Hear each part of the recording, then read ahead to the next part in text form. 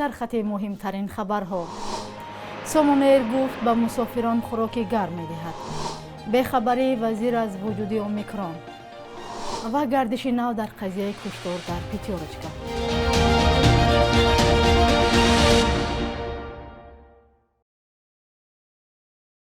سلام بیننده های عزیز، خوش آمدید به برنامه نوید بامدادی. امیدوارم روزی خوبی خواهید داشت. جمال الدین عبدالله‌زاده وزیر تندرستی و حفظ اجتماعی اهالی تاجیکستان درباره وجود نوی کرونا ویروس اومیکرون در تاجیکستان اظهار بی‌خبری کرد. او هنگام نشست خبری در دوشنبه گفت برای معین کردن آن به دستگاه طبی سکوینور احتیاج دارند که در نیمه اولی سال 2022 به کشور وارد کرده می شود. با گفته وزیر تندرستی تنها در این وقت دکتران می توانند اومیکرون بودن بیماران را عمیق کنند. بنا به اطلاع رسمی از اولی به قیدگیری تا امروز در کشور 17367 نفر گرفتاران سیرت کووید 19 به قید گرفته شد. از این بیماری 124 نفر فوتیدند. ولی خبر و گزارش های الترناتیوی از جمله گواهی دادن ساکنان اویله های زیاد در مناطق مختلف تاجیکستان اشاره به آن می کند که در اصل شماری بیشتری مردم به کرونا ویروس آلوده می شوند. خبرگزاری های روسیه نام و نسب 4 نفره را نشر کردند که به غارتگری و قتل یک نفر در مغازه پیتیورچکا در حدود ناحیه ایستر ولایت مسکو گمانبر دانسته می شوند. 4 نفری که دستگیر شدند شهروندان تاجیکستان بودند. آنها از 19 تا 29 ساله بوده رسما در یگان جا کار نمی کردند.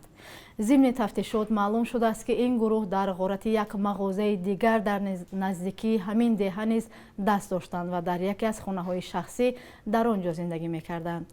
تلگرام کانال شوت نامی ظفر خدای قلفی 29 ساله که از سال 2017 در روسیه قرار داشته به ثبت نام زندگی می کرد.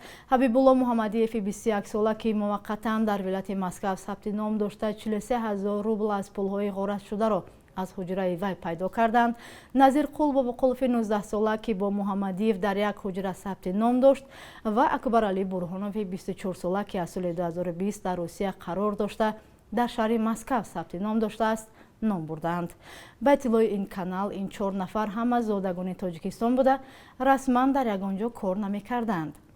بنا به خبر تاس دادگاه حبیب الله محمدیف را هنوز ماه مارس سال 2021 در فعالیت کاری غیر قانونی گناهکار شناخته حکم اخراج او از روسیه را برآورده بوده است. ولی او با کدام راه توانسته است در روسیه ماند. به اطلاع منبع دیگری تاس یک نفر از این 4 نفر دستگیر شده قبلا حدود 1 سال در شبکه مغازه های پیتیورچکا کار میکرده است. فعلا نمایندگی های دیپلماتی تاجیکستان در روسیه وابسته به این حادثه اظهار نظر نکردند و تنها مرکز فرهنگی تاجیکان در مسکو عاملان حادثه را محکوم کردند. رئیس تازه‌ترین مرکز تحقیقات استراتژی تاجیکستان برگزار نگردیدن مذاکرات میان نمایندگان جبهه مقاومت ملی افغانستان با رهبری احمد مسعود و حکومت سرپرست طالبان را در دوشنبه شرح داد. خیرالدین عثمان زاده رئیس این مرکز گفت طرف‌ها با این مذاکرات موافقت نکردند. تشکیل فضا برای گفت و شنید جانب‌ها در دایره سفر اخیر سروزیر پاکستان عمران خان به تاجیکستان و ملاقاتش با رئیس جمهوری کشور امام علی رحمان ماه سپتامبر سال 2021 موافقه شده بود. رئیس مرکز گفت تاجیکستان همه وقت آماده است در رابطه با این مسئله فضا را برای همکاری این گروه‌ها به اختیارشان قرار بدهد. در تاجیکستان نشست‌های خبری ادامه دارند، اما بیشتر خبرنگاران میگویند از جواب‌های ناپوره مقامات قناعتمند نیستند. به گفته آنها مسئولین بی آمادگی به نشست‌ها حاضر می‌شوند و بعضی سوال‌هایشان حتی بی جواب می‌ماند. محمود جان رحمت‌زاده از رفته یکی از نشست‌های خبری گزارش می‌دهد.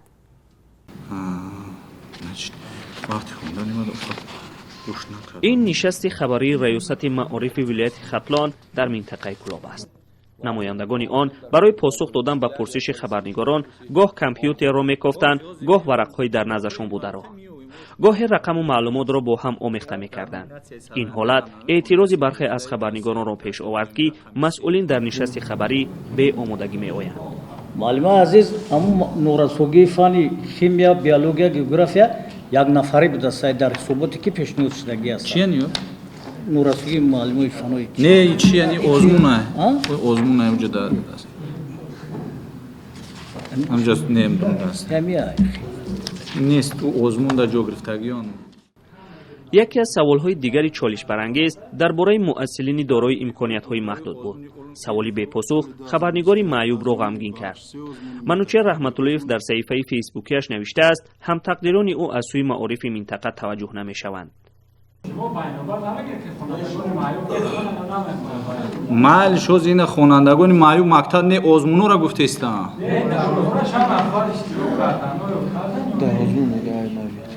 باز نشان میتیم چیوره سوالهای بے پاسخ از سوی بختیار رجبوف مسئول معارف منطقه زیاد بودند. با دو سوال خبرنگار رادیوی آزادی که چقدر کتابی درسی نمیرسد و قرض پول کتاب چند است پاسخ داده نشد. اما جناب بختیار رجبوف به جای اصلاح خود بعد نشست خبری خشم خود را به سر خبرنگار خالی کرد. ما حق مردانسته است.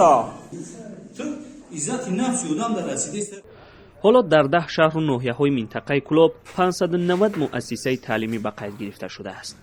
بختیار رجبوف اینچنین گله کرد که در 10 شهر و ناحیه 3 نفر فعالیت دارند. او گفت که حالا در معارف او تنها مانده است، 2 نفر دیگر از کار بس کرده رفته‌اند. ریاستی که تا چند سال پیش مستقلیت داشت و 10 ها کارگر در آن کار میکرد و از حق سنجش و گرفتن حسابات مکتب‌های منطقه برخوردار بود. حالا این مستقلیت از معارف منطقه گرفته شده، صلاحیت و عمل آن محدود گشته است. محمود جان رحمتزاده، آزادی، کلوب. شرکت هواپیمایی سومون ایر وعده داده است که شروع از ماه مارس به مسافرانش در پروازها خوراک گرم می‌دهد. در این باره قاسم ولیزاده نماینده این شرکت خبر داده است. پیشتر مسافران با گذاشتن عکس‌های بوتربرود سومون ایر در شبکه‌های اجتماعی از راهبریت شرکت طلب می‌کردند که آنها مسافران خود را احترام بکنند و خوراک درستی به آنها بدهند. نماینده این شرکت در شرح این خبر گفت پیدایش کرونا ویروس تاثیر خود را در تأمین مسافران با خوراک گرم هنگام پروازها گذاشته بود. با تاکید این نماینده آنها رسانه‌ها را پیگیری می‌کنند و تنقیدهای مسافران در بخش صفت و تأمین خوراک را می‌بینند. قبلا میانه‌های ماه ایون سال 2019 سومون ایر به خاطر 12% پایین آوردن نرخ بلیط‌ها از دادن خوراک دست کشیده بود.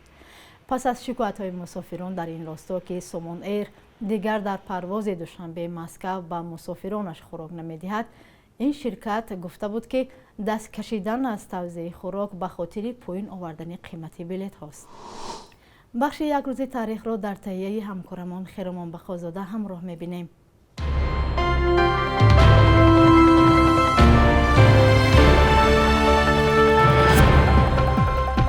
11 феврали соли 2015 парлумони тоҷикистон ба қонун дар бораи нафақаи суғуртавӣ ва давлатӣ тағйирот ворид кард. синни нафақа дар тоҷикистон барои мардум аз 63 солагӣ ва барои занон аз 58 солагӣ таъин шуд. ҳисоби миёнаи нафақапулӣ дар тоҷикистон наздики 250 сомониро ташкил дод ва мақомот гуфтанд ки нафақа ҳар сари чанд сол афзоиш меёбад. бо ин вуҷуд аксар нафақахӯрон дар тоҷикистон бо умеди ёрии фарзандон зиндагӣ мекунанд. 11 февралро созмони милали муттаҳид рӯзи ҷаҳонии духтарону занон дар илм номидааст. ҳадаф аз ин дастгирии майли духтарон ба корҳои таҳқиқотиву кашфу ихтироъ мебошад. дар тоҷикистон ҳам академияи илмҳои тоҷикистон ин санаро ба хотири қадрдонии ба унвони донишманд таҷлил мекунад.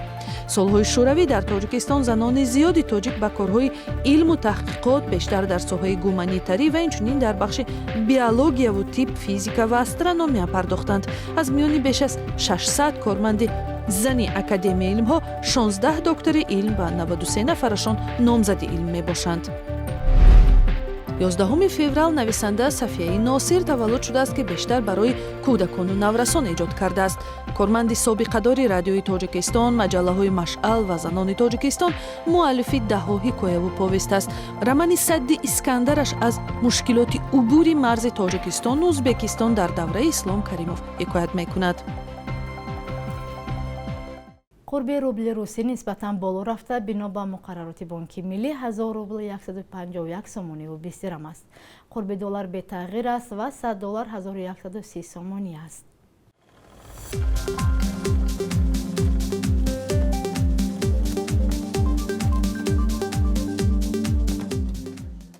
بینندگان عزیز، این بود برنامه نوید بامدادی. برایتان استراحت خوب آرزو مندم. خدا نگهبانتان.